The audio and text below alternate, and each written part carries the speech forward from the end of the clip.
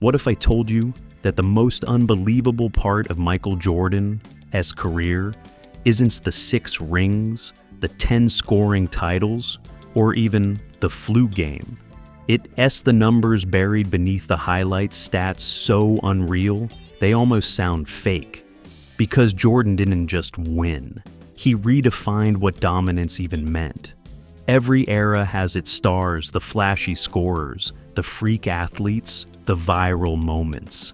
But there is a reason why, decades later, we were still measuring greatness with one question: how close is he to Jordan? The truth is, no one has ever been close. Not really. See, when most players put up great numbers, they were chasing stats. When Jordan did it, he was chasing something else entirely. Every point, every rebound, every steal was part of a psychological war. A battle not just to win, but to humiliate anyone who dared to challenge him. Let us start with this. In over 110 games where Michael Jordan scored more than 45 points, his team lost just once. Once. That is not basketball, that S domination written into math. It is like every time he decided to take over, reality itself had to adjust. And yet, that is only the surface. Because behind those numbers lies a man who took everything personally. A man who built entire dynasties out of grudges. If someone trash-talked him, even once they were finished. If a rookie dared to score on him, they were erased the next time they met. Every slight became fuel, and every game became a ledger of revenge. Jordan didn't just want to win the game. He wanted to leave you questioning whether you should be even shown up. That's why his stats read like fiction records that don't just impress, they intimidate. He once averaged 33.4 points per game in the playoffs. That is the highest in NBA history. Not in 1 year in his entire postseason career. Even the greatest scorers alive today don't come close. And that is the thing, these numbers aren't just history. They are a window into the mind of someone who refused to be human when it came to competition. He didn't slow down. He didn't coast. He didn't have off nights. For a full decade, he scored 10 or more points in 866 consecutive games. Think about that, nearly 12 straight years without a single bad day. The deeper you go into Jordan's career, the stranger it gets. His dominance isn't just statistical, it is psychological. It is what happens when obsession meets talent and never lets go. So, forget the highlight reels, forget the documentaries, because the story of Michael Jordan can be told through numbers alone. Numbers that don't just describe greatness, they prove it. Section 1. When losing was a myth. There is one stat that almost sounds made up. When Michael Jordan scored 45 points or more, the Chicago Bulls lost only once. That is a win rate of over 99%. Think about that. Every time he crossed that invisible line, the result was basically decided before the buzzer even sounded. He wasn't just filling the scoreboard, he was dictating the outcome. In today's game, when a star drops 45, it is usually a desperate effort, an attempt to drag a team to victory. With Jordan, it was the opposite. It meant he'd already taken control. It was his way of saying, "This is over." When he got that look, chin up, eyes locked, tongue out, the numbers turned prophetic. Compare that to modern legends. LeBron has lost dozens of times when scoring 40. Kobe, Curry, even KD. They all have off nights where their greatness couldn't save the game. Jordan didn't believe in that concept. He treated losing while dominating as something beneath him, like a flaw in nature that he refused to accept. Coaches tried double teams. They threw taller defenders, stronger bodies, entire defensive schemes. Didn't he matter? Once Jordan felt disrespected, the scoreboard became his personal revenge list. He de-sliced through defenders, hang in the air just long enough to break their confidence, and walk off the court like he de-corrected an error in the universe. To Jordan, Losing wasn't an option, it was an insult. He played like every possession was a statement. You think you can beat me? You'd better be perfect.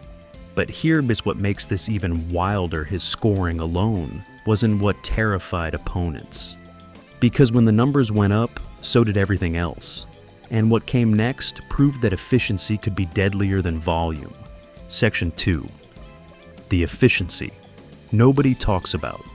Most players who chase big numbers sacrifice something to get them accuracy, defense, or stamina. But not Michael Jordan. He did what no shooting guard in history had ever done, and no one has done since. In the 1988-89 season, Jordan averaged 32.5 points, 8 rebounds, and 8 assists on 54% shooting. That stat line looks fake because it should be impossible for a player who took that many shots. He wasn't just scoring efficiently, he was doing it while carrying an entire franchise on his back. To put it in perspective, LeBron's most efficient season came with fewer points. Kobe never hit those percentages. Even Kevin Durant, one of the most effortless scorers ever, hasn't matched that blend of volume and precision. Jordan made elite efficiency look routine, and here's the wild part: he wasn't taking easy shots. There were no analytics back then, no three-point obsession, no layups and free throws system.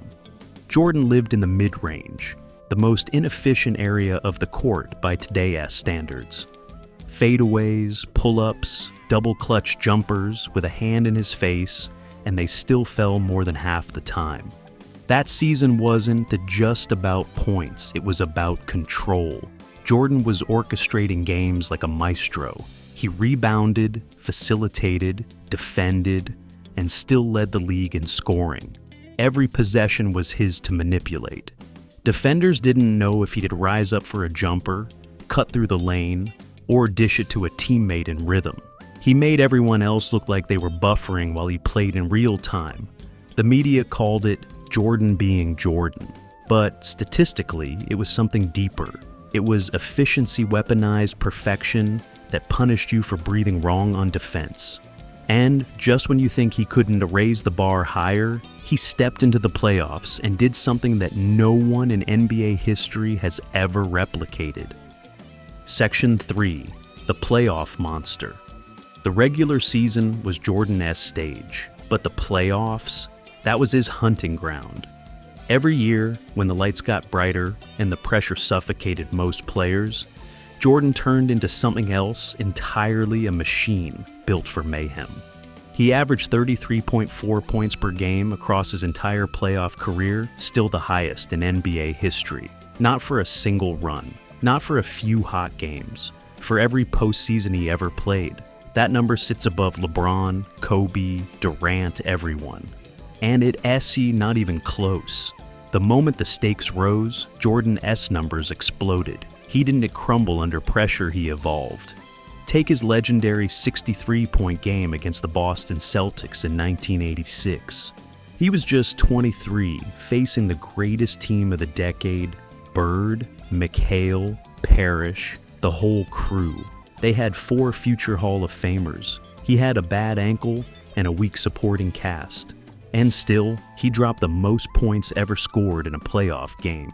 Larry Bird didn't even try to downplay it. He just shook his head and said, "That was God disguised as Michael Jordan." Most players have a career game. Jordan had eras of them. From 89 to 93, he led every single postseason in scoring 5 years straight. He didn't just raise his level when it mattered. He redefined what clutch looked like. Even in games where he was doubled or tripled, he found ways to win. He'd debate defenders, pull up midair, and hit impossible shots that made analytics cry. And when you thought he'd cool off, he'd start again. For Jordan, playoffs weren't about surviving. They were about eliminating. He didn't just end seasons, he ended legacies. But what made his dominance truly supernatural wasn't just how high he soared, it was how long he stayed there. Section 4. Consistency beyond human greatness is not built on highlight reels.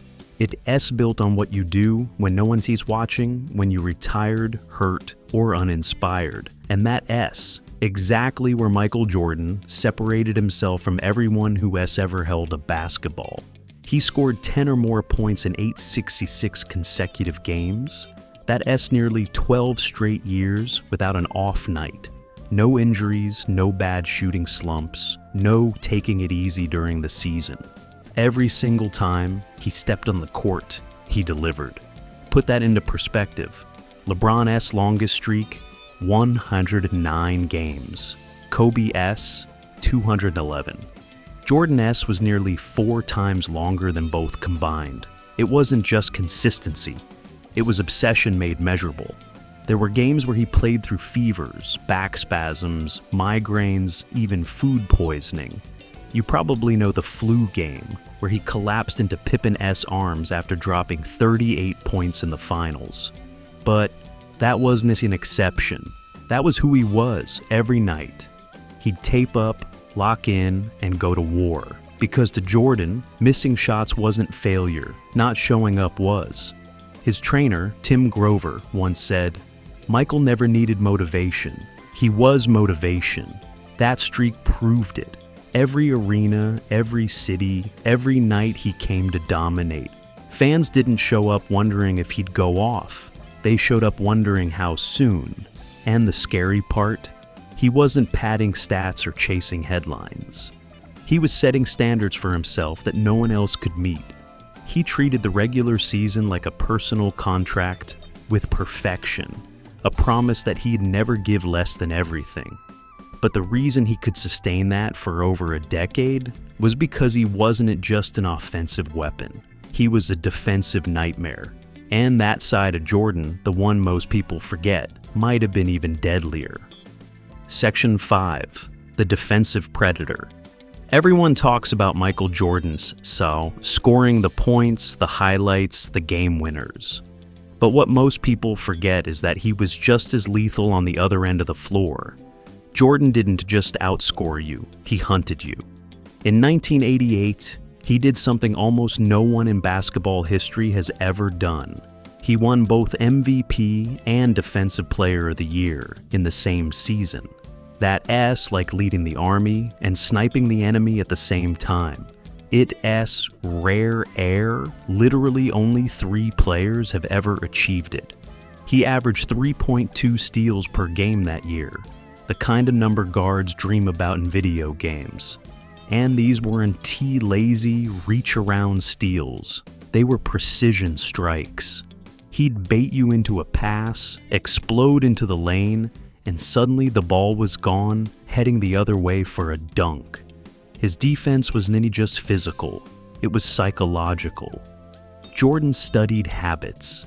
He knew your favorite dribble move, your go-to escape, even which side you'd glance toward before passing. He'd wait for it and pounce. By the time you realized it, he was already halfway down the court, tongue out, turning defense into theater. He made all defensive first team 9 times.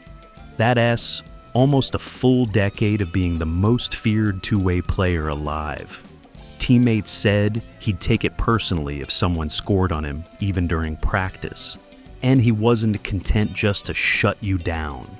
He wanted to break your rhythm, your confidence, your will to compete. That's what made Jordan terrifying. He could destroy you from both sides of the scoreboard. And once he demastered the game itself, he mastered everything that surrounded it. The fame, the money, and the empire his name built. Section 6. Money, Fame, and Legacy by the Numbers. Michael Jordan didn't just dominate basketball, he monetized greatness itself. Because while most athletes were counting points, Jordan was quietly changing what it meant to be an athlete forever.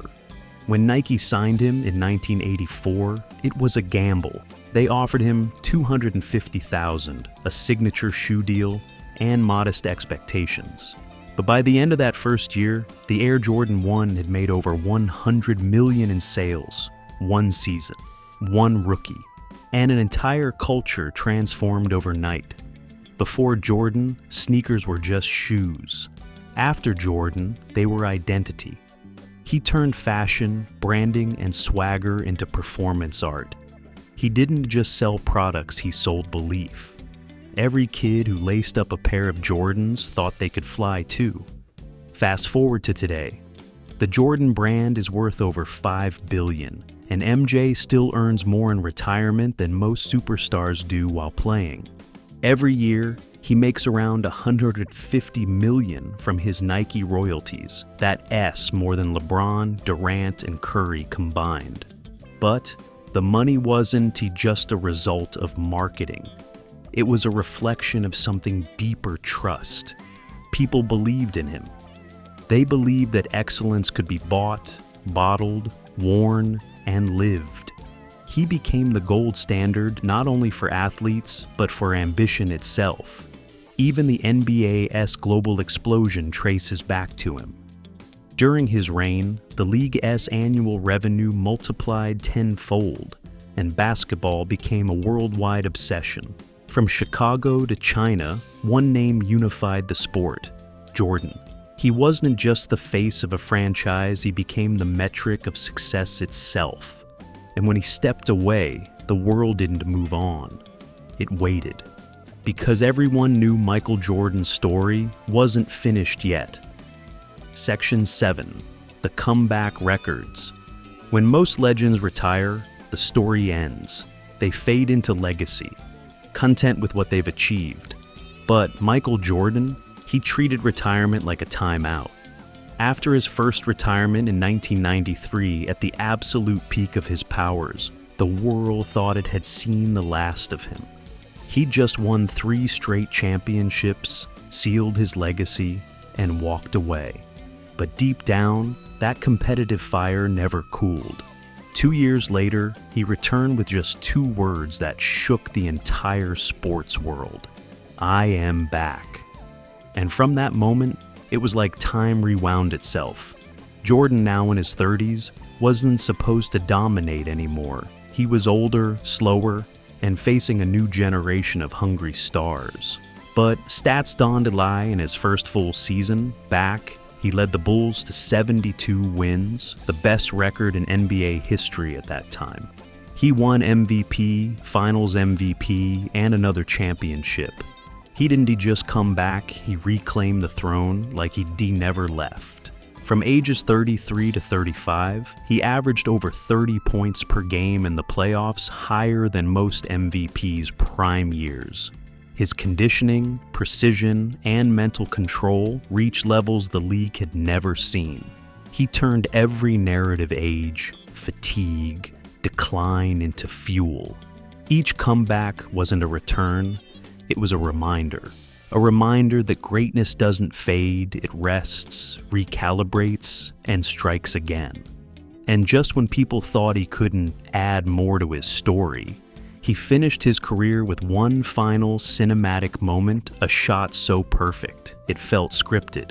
But before that last number froze in time, there was one record left, the one that defined everything he ever stood for. Section 8. The final number that explains everything: 6. It's the simplest number in his story, and yet it carries the weight of an entire era: 6 championships, 6 finals appearances, 6 finals MVPs, no losses, no flukes, no almosts. In a league built on parity and probability, Jordan's finals record looks like a glitch in the system. Every time he reached the mountaintop, he finished the job. No Game 7 defeats, no collapses under pressure. When the moment came, he didn't just rise, he owned it. Each of those 6 rings tells a story. 1989 to 1991, proving he could win. 1992 and 1993, proving he could repeat. 1996 to 1998, proving he could do it again. Older, smarter, colder. Every era, every version of Jordan had one thing in common: inevitability. You didn't beat him. You just waited for the buzzer.